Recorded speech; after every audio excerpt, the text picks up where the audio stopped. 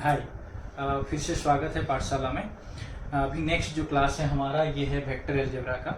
ये बहुत ही इंटरेस्टिंग है, चलो समझते हैं। वेक्टर अलजेब्रा में तीन चीज़ें आती है, एक होता है scalar product, dot product and cross product. ठीक है, तो पहला जो है स्केलर प्रोडक्ट। स्केलर का मतलब क्या है, हमने पढ़ा था कि मैग्नीट्यूड होता है, कोई वैल्यू होता है। तो इसका स्केलर प्रोडक्ट का मतलब गुना है। तो इसका मतलब क्या है, स्केलर प्रोडक्ट मतलब कोई मैग्नीट्यूड के साथ जब हम किसी वेक्टर को मल्टीप्लाई करते हैं तो उसको कहते हैं स्केलर प्रोडक्ट। तो इसको वेक्टर को कैसे रिप्रेजेंट करते हैं, v से। इसका पोजीशनिंग के हिसाब से हम इस तरह से लिखते हैं x y। तो ये इसका मतलब है कि आपका वेक्टर कोई भी है, ये x कोऑर्डिनेट पे है, x जगह पे है, y कोऑर्डिनेट पे इस जगह पे है, तो इसको हम एक्स वाई से रिप्रेजेंट करते हैं। मेरा इस एग्जांपल में क्या है कि वेक्टर का x का पोजीशन है 2 और y पोजीशन है 3। ठीक है, तो मैंने 2 3 लिखा। इस तरह से हम रिप्रेजेंट करते हैं वेक्टर को। और वेक्टर को रिप्रेजेंट करने के लिए हमेशा ये डायरेक्शन होना जरूरी है। ठीक है, अब मान लो कोई कांस्टेंट c है। कांस्टेंट मतलब कोई भी नॉर्मल क्वांटिटी वैल्यू या मैग्नीट्यूड एक कांस्टेंट वैल्यू है जिसका वैल्यू है c का वैल्यू है 2। जब उसको कभी गुना करते हैं जो स्केलर प्रोडक्ट में, तो क्या होता है, वो डायरेक्ट जाके उसका मैग्नीट्यूड के साथ गुना हो जाता है। इस तरह से c डॉट एक्स और c डॉट वाई। तो अगर हम इस एग्जाम्पल को सॉल्व करते हैं जहाँ पे कांस्टेंट 2 दिया हुआ है और वेक्टर भी 1 दिया हुआ है, इसको जनरली और कैसे करते हैं रिप्रेजेंट, एक्चुअली ये एक्स एक्सिस है कि वाई एक्सिस है, कैसे पता चलता है, हम एक्स एक्सिस को हमेशा आई से डिनोट करते हैं, वाई एक्सिस को हमेशा जे से डिनोट करते हैं। ठीक है, तो इसका मतलब ये हो गया कि एक्स एक्सिस में आपका 2 है, वाई एक्सिस में 3 है। अब जब गुना करते हैं कांस्टेंट में तो इस तरह से गुना होता है। सी का वैल्यू 2 है तो इसलिए गुना हो गया, ये हो गया 4 6। तो हमारा फाइनल जो वेक्टर बना वो क्या है, 4 6 है, और ये है आई, ये है जे। ठीक है, चलिए अब समझते हैं डॉट प्रोडक्ट। हमारा डॉट प्रोडक्ट वेक्टर अलजेब्रा का ये नेक्स्ट आपका प्रोडक्ट में जो पहले हमने बताया स्केलर प्रोडक्ट, इसको भी डॉट प्रोडक्ट को भी एक्चुअली हम स्केलर प्रोडक्ट बोलते हैं, क्योंकि इसका जो रिजल्ट आता है एंड रिजल्ट ये भी एक स्केलर आता है, मतलब इसका कोई डायरेक्शन नहीं होता है। ठीक है, तो मान लो हमारा एक वेक्टर है एक्स एक्सिस में a और एक वेक्टर है b जिसका a से एंगल है आपका थीटा। तो हम डॉट प्रोडक्ट कैसे निकालते हैं ना, a dot b equal to magnitude of a into magnitude of b and cos theta. ठीक है, तो इसको इस तरह से रिप्रेजेंट करते हैं। डॉट मतलब डॉट प्रोडक्ट है। ठीक है, तो इसमें आप देख सकते हो अगर इन केस ये b जो है वेक्टर b ए के पैरेलल हो गया, यानी इन दोनों के बीच का जो एंगल हो गया वो 0 हो गया, तो cos 0 का वैल्यू क्या होता है, 1 होता है। इसलिए a डॉट b का जो रिजल्ट आएगा magnitude of a into magnitude of b। ठीक है, तो ये हो गया हमारा एंड रिजल्ट। इसमें कोई डायरेक्शन नहीं होगा क्योंकि ये मैग्नीट्यूड है, ओनली मैग्नीट्यूड।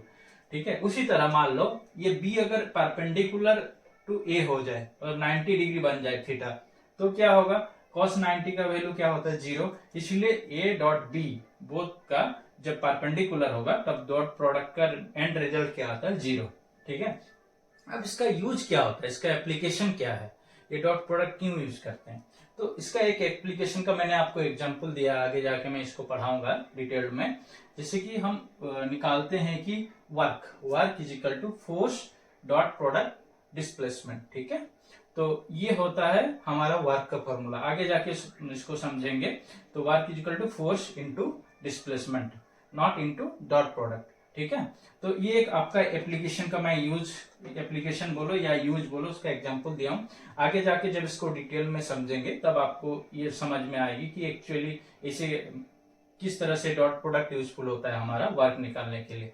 ठीक है, तो अब चलते हैं नेक्स्ट, हमारा क्या है बचा हुआ है क्रॉस प्रोडक्ट। तो ये है अभी थर्ड वन, क्रॉस प्रोडक्ट। ठीक है, इसको हम वेक्टर प्रोडक्ट भी बोलते हैं क्योंकि इसका जो रिजल्ट आता है एक वेक्टर होता है। वेक्टर यानी कि जिसका मैग्नीट्यूड और जिसका डायरेक्शन दोनों होंगे। ठीक है, तो मान लो ये मेरा एक वेक्टर है ए और एक वेक्टर है बी जो कि सेम प्लेन में, सेम प्लेन मतलब समझते हो ना, जैसे एक्स एक्सिस वाई एक्सिस हो गया, वो एक प्लेन बना, एक ही प्लेन में है। ठीक है, तो एक ही प्लेन में है, तो फिर इसका जो एंड प्रोडक्ट जो वेक्टर आएगा जब हम इसका क्रॉस प्रोडक्ट निकालेंगे a क्रॉस b, तो इसका भी फॉर्मूला क्या होता है ना, magnitude of A into magnitude of B into sine theta.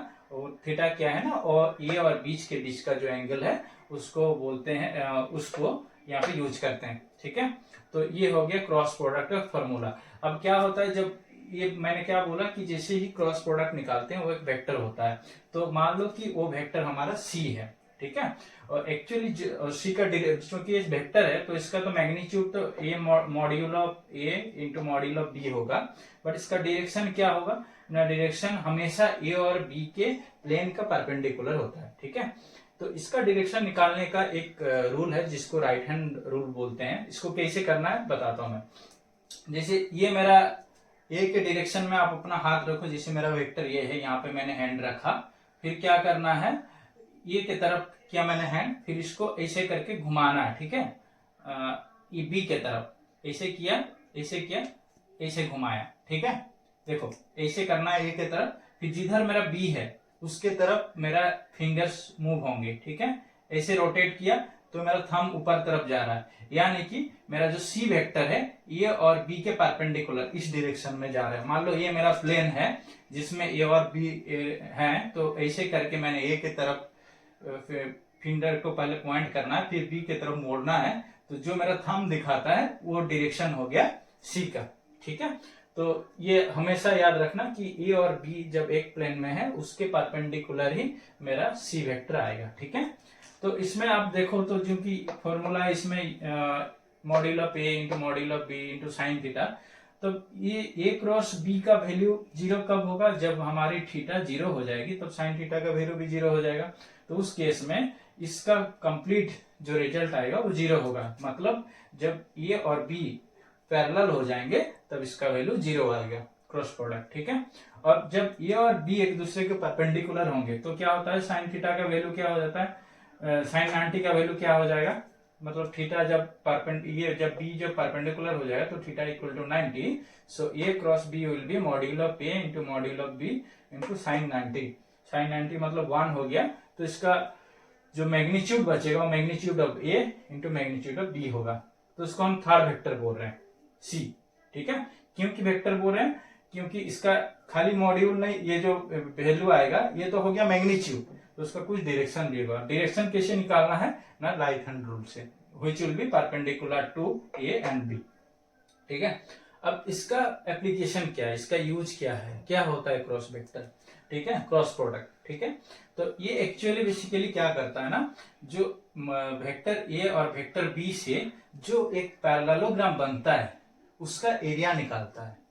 जैसे आप पैरेललोग्राम का एरिया अब जब निकालते हो, आप पढ़े होगे मैथमेटिक्स में, मान लो ये साइड हो गया ये साइड हो गया बी, उन दोनों के बीच का एंगल हो गया थीटा, तो इस पैरेललोग्राम का एरिया क्या आता है, A into B into sine theta.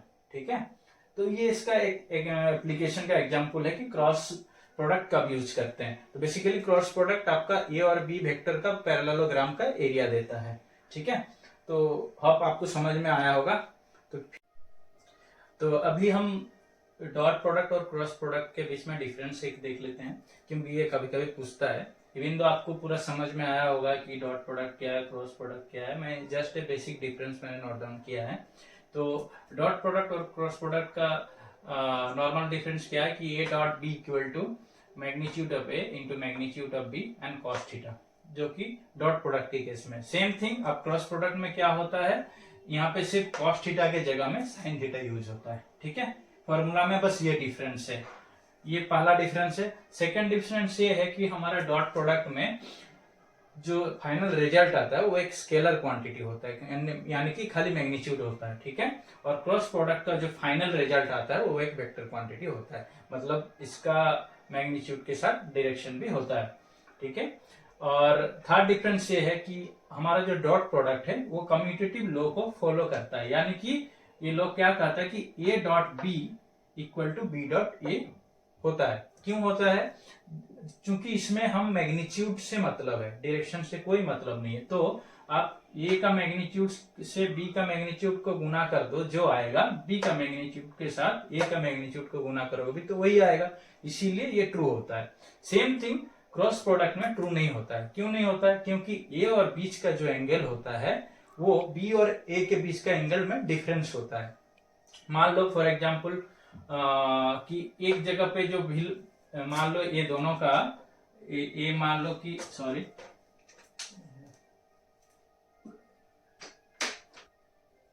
हाँ, मान लो कि मेरा एक वेक्टर है ए, इधर एक वेक्टर है बी, इन दोनों के बीच का एंगल है थीटा। ठीक है, तो ए से बीच का एंगल है इधर, तो थंब रूल के हिसाब से जो हमारा फाइनल प्रोडक्ट ऐसे होगा, ऐसे होके इधर आएगा। लेकिन वहीं मैं अगर बोलूं बी के तरफ, ये वाला एंगल बी क्रॉस ए मतलब ये वाला एंगल, तो पहले बी के तरफ करना है, फिर इसको इधर ए की तरफ मोड़ना है, तो मेरा जो डायरेक्शन होगा उधर जा रहा है। इसका मतलब कि आपका डायरेक्शन इवन तो मैग्नीट्यूड का वैल्यू सेम होगा बट डायरेक्शन उल्टा होगा, इसीलिए A cross B we can not equal to B cross A, मतलब ये कम्यूटेटिव लॉ को फॉलो नहीं करता है। ठीक है, और ए डॉट बी का वैल्यू तब 0 होता है जब मेरा दोनों ए और B perpendicular to each other, क्योंकि cos 90 0 होता है। ठीक है, और सिमिलरली ए क्रॉस बी 0 कब होगा, जब A and B are parallel to each other, यानी कि साइन थीटा का वैल्यू जब 0 होता है तब 0 होगा। ठीक है, ओके, तो अब समझ में आया होगा। मिलते हैं नेक्स्ट सेक्शन में। Thank you.